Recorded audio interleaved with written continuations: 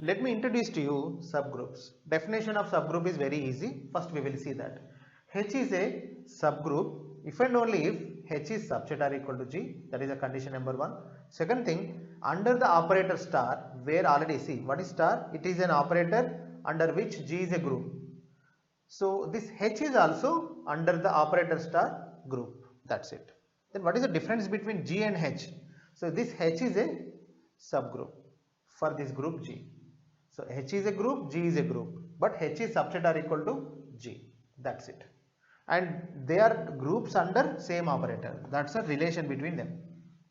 Now what we do is, we try to understand this important theorem related to subgroups. Example, if you have a subgroup, then this theorem says that a non-empty subset H of the group G is a subgroup of G if and only if, see, if and only if these two conditions holds good. Let me revise. You have a non-empty subset H of the G, that means you have a subset of G, fine, that is H. That is subgroup if and only if these two conditions holds good. In discrete maths I taught you what is if and only if. If I say x if and only if y, that means whenever x is true, y is true, whenever x is false, y is false.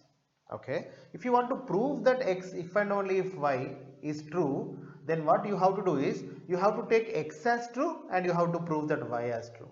If you have to take x as false and at the same time y should be false. We have to prove that. Okay. One more thing. Raju attends a class if and only if Rani attends a class. This is a statement. I don't know whether it is correct or not, but you want to prove it. Attends a class. If you want to prove this statement, what you have to do is, first you have to take Raju attends a class as true. That means you have to assume that Raju is in the class. Then you have to prove that Rani also attends a class. Fine. Then you have to take Raju absent in the class. That means this is false. Then we have to prove that at that time Rani is also absent in the class. That is one way. Second thing, it is like P double implies Q. P double implies Q is nothing but P implies Q and Q implies P, correct? So what you have to do is, first we have to prove that P implies Q. P implies Q means if Raju attends the class, then Rani attends the class.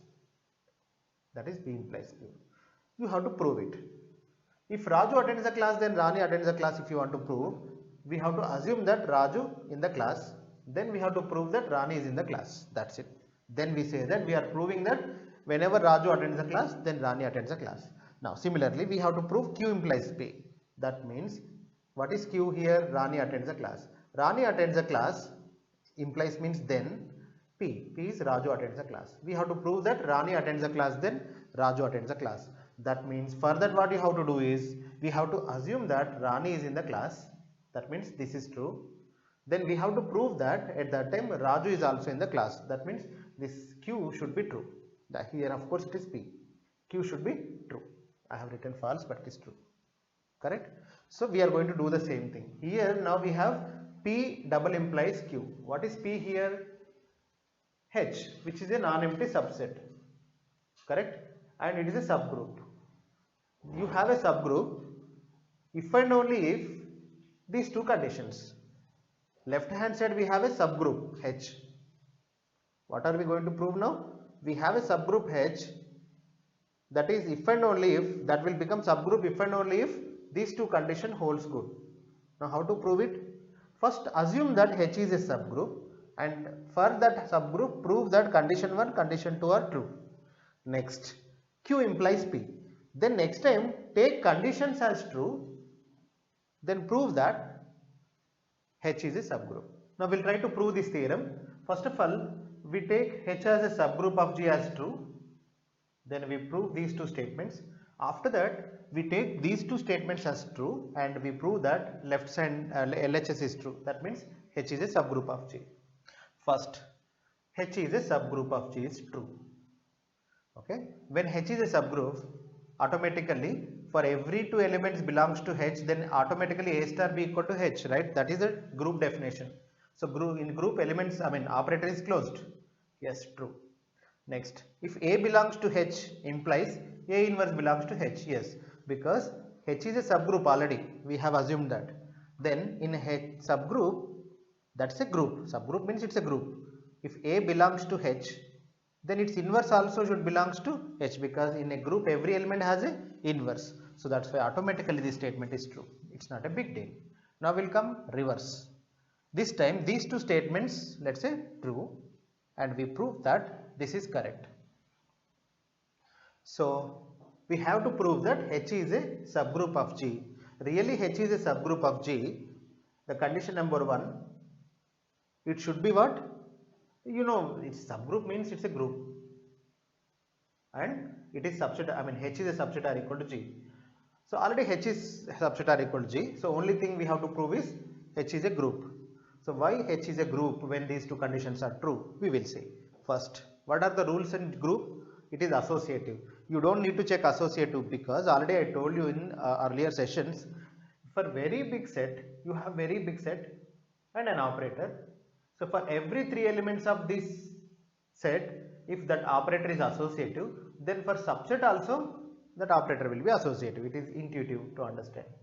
Second thing, after association, second thing what? Identity element. Is there any identity element? We have to find out. So see here, whenever A belongs to H, A inverse also belongs to H. This is true, right? Then what I do is, and this is also true. Let us take one element in the H. Okay. Now what I do is, because it is a here whenever A belongs to H, then A inverse belongs to H. Then I can take A inverse as an element in H. So A star A inverse will become what? E. Correct? Already you know that A is in H, A inverse is also H, because it is given. When you apply A star A inverse, then you get E. But we know that A star B is, this rule says that it is operator is closed. Then if you apply A star A inverse, whatever the element comes, that should belongs to H according to rule number 1. See, otherwise you read it. AB belongs to H, then A star B should be equal to H. That means A star B should belongs to H. Okay. So here I write A star B belongs to H. Fine. So finally we proved that identity element belongs to our group. Now so far associative is done, identity element is done. What is the third one? Inverse. We have to prove that for every element there is a inverse. That's obvious, because see, this statement says that whenever A belongs to H, A inverse belongs to H. Then automatically every element has inverse. Finally we proved that it is associative, there is an identity element, for every element there is an inverse. What next? That's it. So that's why these two rules automatically ensures that whenever these two rules, whenever you have these two rules in any subset of G, then automatically that subset H will become group.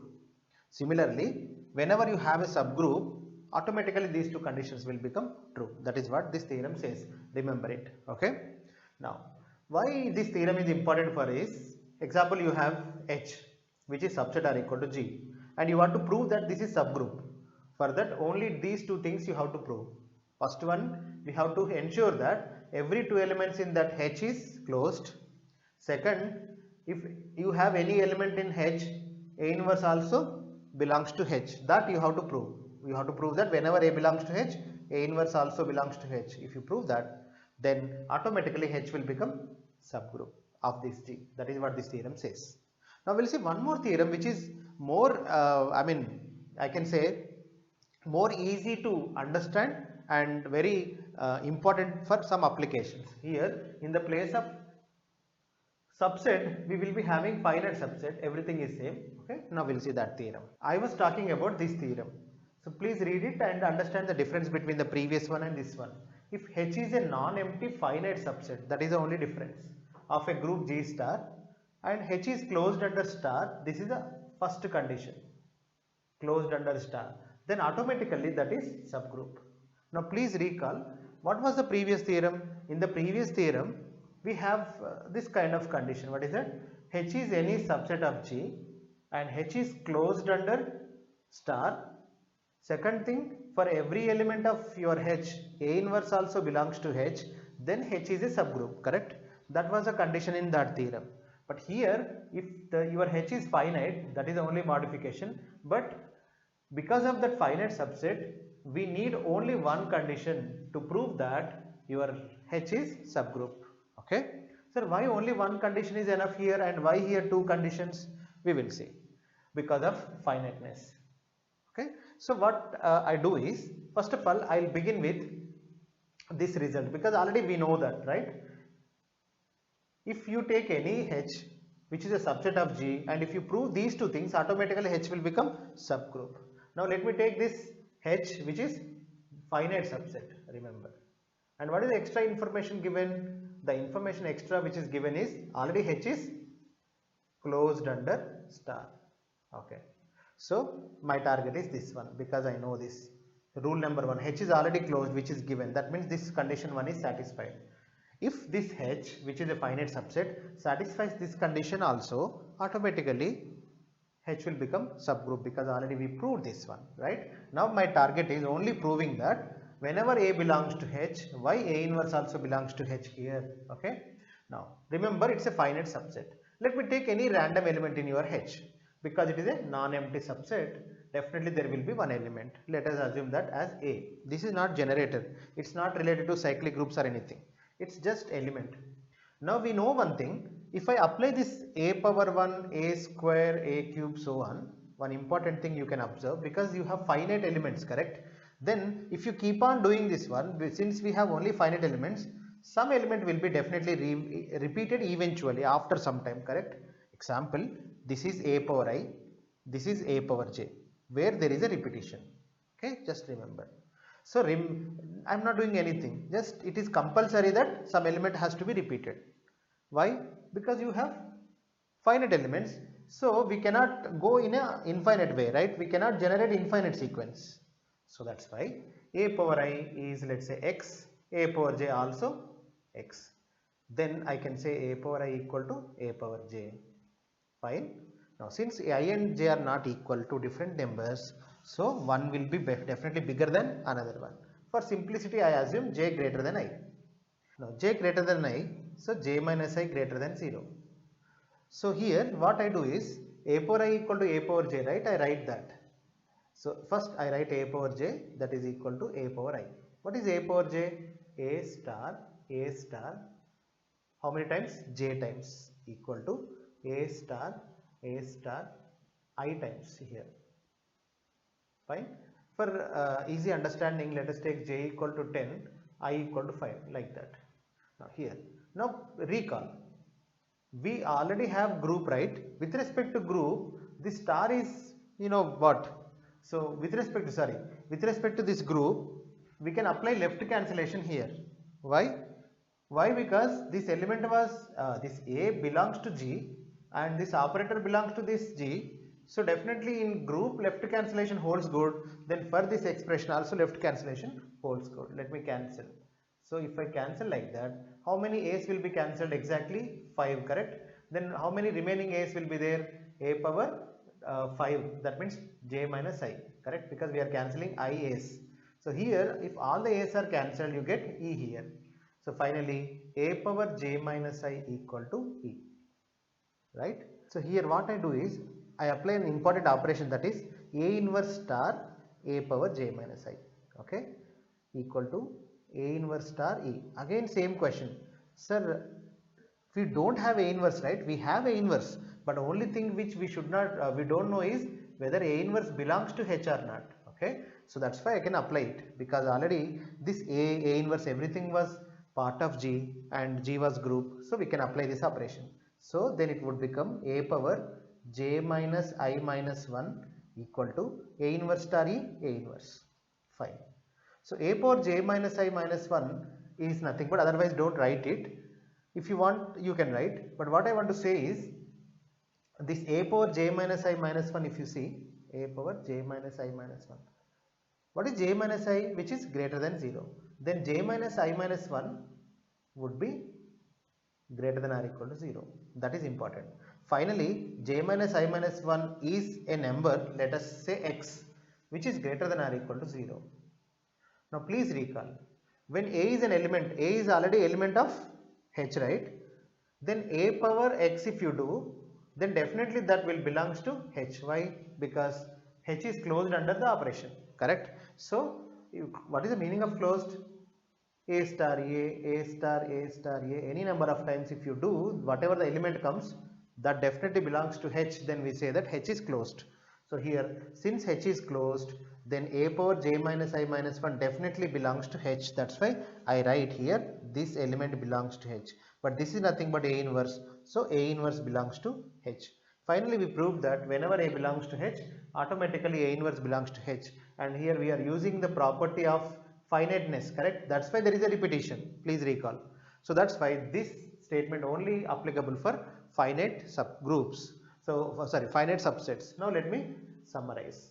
Whenever you have a subset which is non-empty and finite, then that subset will become automatically subgroup of G when if that H is closed under star. Only simple rule.